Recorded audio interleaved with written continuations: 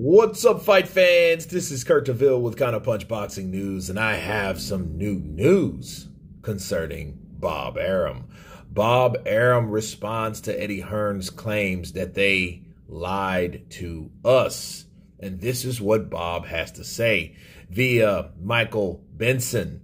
He said, Bob Arum hits back at Eddie Hearn, blasting him over the AJ versus Fury collapse. He says Eddie has diarrhea of the mouth. He can't stop talking and he doesn't think. Eddie should shut up and stop blaming other people. He'd be well advised to shut his mouth and look in the mirror. Okay. All right. Well, let's counterpunch that real quick. He has diarrhea of the mouth. He can't stop talking and he doesn't think. Okay, well, if I was trying to make sense out of what Bob was saying, that meant, you know, Eddie's talking shit, which he has been because he's mad. Okay, Eddie's mad. Of course, everyone knows why he's mad. You know, and the thing is, it's why isn't it everyone else furious? You know what I mean? But then again, if no one else put forth the effort to make the fight in the first place, why should they be mad? In other words, you don't see the same animosity or the same frustration or the same anger or the same disappointment from Bob Arum or Frank Warren, do you? So you don't see that. You don't see that at all. So guess what? At the end of the day, you don't see that because it's not there. Okay, because they don't care, because they didn't put forth the effort. And there's a reason why they didn't put forth the effort. Now, he can't stop talking and doesn't think. Well, yeah, again, I think that goes back to the frustration, disappointment, the anger of not getting the fight done, you know. However, I will admit that I think Eddie needs to just move forward. You know what I mean? But then, of course, if he's asked certain things, he's going to retort, right? So I think that's what he's doing. I think Eddie Hearn is just expressing himself on what happened because this was a huge fight. And again, you know, for two old geezers like that to just sweep a huge fight, probably the biggest fight of the decade, under the rug like they did, shows a lot. It does show that they didn't care about what was going on at the time, or they knew they were going another direction. That's how they're not bothered by what really happened, because they already knew what was going to happen because they had plans of doing something else. All right. And he said Eddie should shut up and stop blaming other people. Well, I mean, he's blaming you guys for not making the fight because you guys had another fight in play. So, yeah, he'd be well advised to shut his mouth and look in the mirror. Okay, that sounds like a threat right there. And it's like, okay, look in the mirror. I don't get really what that means. But to shut his mouth, he'd be advised to shut his mouth. It's almost like what Eddie's saying bothers Bob. Right? So, you know, there you go on that regard. And there's more. Bob Arum, he said this. He said, Eddie screwed everything up. Wow. The Saudis were happy to pay a tremendous site fee. Okay. Eddie got greedy. Pay a bigger amount. Take the TV. It dragged on for weeks. I believe if it had been, or if it just been a site fee, we'd have announced, and the arbitrator would have given Wilder damages.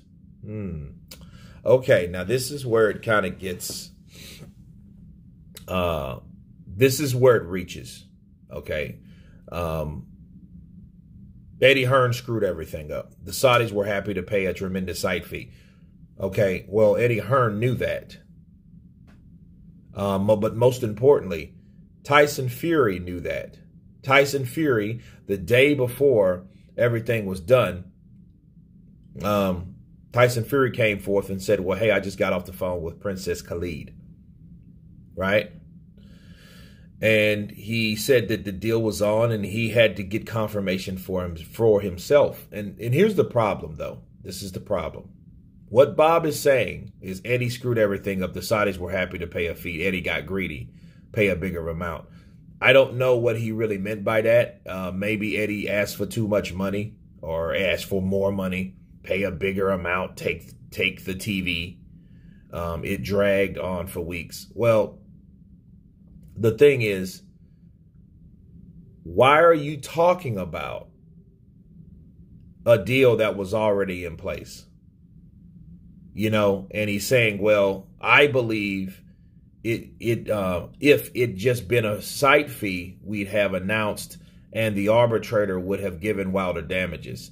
Okay, why are you talking about what you thought it could have been based on the speed of the deal? What Bob's saying is, he's saying this: Eddie Hearn took too long, therefore the arbitrator made a decision because of the length of the other deal. Now, just that alone says that's 100% bullshit, because that's just like saying, hey, all Eddie Hearn had to do was hurry up with the deal, and then the arbitrator would have just gave Wilder damages. How the fuck do we know that? I mean, let's be real now. Let's talk in reality. The deal was already done, okay? The only problem was the deal wasn't announced, but the deal was done. Tyson Fury found out the deal was done. Bob Arum just admitted the deal was done. He said they already agreed to a huge site fee. He knew that was on the table, okay? So you had two fighters in play. So you're saying, well, if Eddie Hearn would have hurried up, maybe the arbitrator would have given Wilder damages.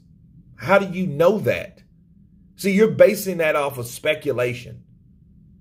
You know, now he's supposed to know Daniel Weinstein's supposed to be a good friend of his, but if he's a good friend of yours, why would you have to say maybe without actually knowing?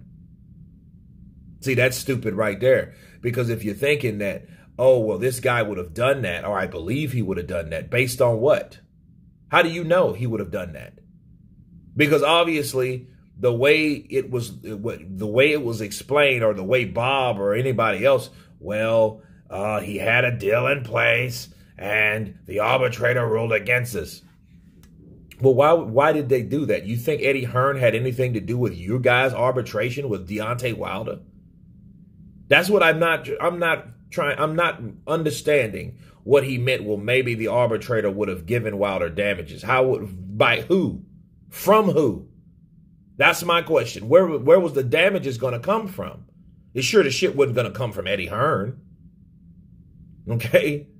Like Shelly Finkel recognized, like what he recommended. Shelly Finkel recommended, well, why don't both parties give $10 million for that? And then, in fact, it didn't matter about damages in the first place, because it was like, according to what Malik Scott said, they didn't want damages anyway. They just wanted a fight. That's why they were in court in the first place. They didn't want damages, right? But who knows that, really? You know, I mean, but that's according to Malik Scott. But maybe the arbitrator would have given Wilder damages. He doesn't know that. So, I mean, if that's why you want Eddie to shut up, and you're saying Eddie screwed everything up, but you helped no shape, form, or fashion, what are we really talking about? We're talking about somebody now in Bob Arum just trying to save face. And he's trying to talk about, well, if Eddie would have done that, maybe this would have happened with the arbitration. Well, as far as I know, the arbitration was an open and shut case. I mean, I don't know why it took so long, but obviously it did. And they ruled in favor for Wilder. So how the fuck does this have anything to do with Eddie doing a deal with something that you guys already set aside a venue for? Okay, so if you were that sure, you wouldn't have had a venue set aside. So we know that. So, and you're trying, if this is your counterpunch, it's a weak-ass counterpunch. I'm sorry. This is your rebuttal. Okay, this is you responding, saying, well, he got too greedy, and then maybe Wilder would have received damages. Well, for all we know, Wilder didn't want damages, and Wilder won anyway. So he could tell you to take that damage and stick it up your ass. I'm going to get damage when I damage Fury's face, and I get paid for the second fight, even though it's 40% of whatever it is. It's still 40%. It's my 40%. That's my damages. So if you're thinking like Wilder, you're thinking like, hey, I'm going to get paid regardless because I'm a prize fighter. You get this damn deal done. Fuck your other deal. You know, Bob saying, hey, Eddie took too long. Maybe we would have got the deal done if he wouldn't have took too long. That's what Bob Arum is saying right now. It is absolutely ludicrous for him to say some silly shit like that based on the fact that he didn't help, based on the fact that he had nothing but doubt, based on the fact that he already recommended maybe we'll fight Wilder. And let me leave you guys with something, okay? Let me leave you guys with something that no one else has thought of. What if the arbitrator didn't even rule anything? Have we heard an official ruling with papers and documents? No. See, for all we know, since Daniel Weinstein is friends with Bob Arum, that probably was a situation where Bob Arum and Daniel Weinstein came to an agreement that he had agreed to fight Deontay Wilder for the third time without him ruling at all. Who said he ruled anything? Nobody said he ruled it. Like, yeah, who was that from? They say, oh, the arbitrator ruled this. Maybe Bob Arum had already made that deal. When that first deal was done, maybe he had already made that deal. He didn't really care about the money because he already knew that, hey, we did what we supposed to do. We used Joshua's name. We used the idea, and we had everybody thinking that that fight was going to happen. And in fact, we're going to sign for that third fight. Look how fast Tyson Fury signed that fight. Deontay Wilder was already on board. So that was that. But what Fury signed that fight like 4 days later. His ass was on national TV, on national media, signing the dotted line.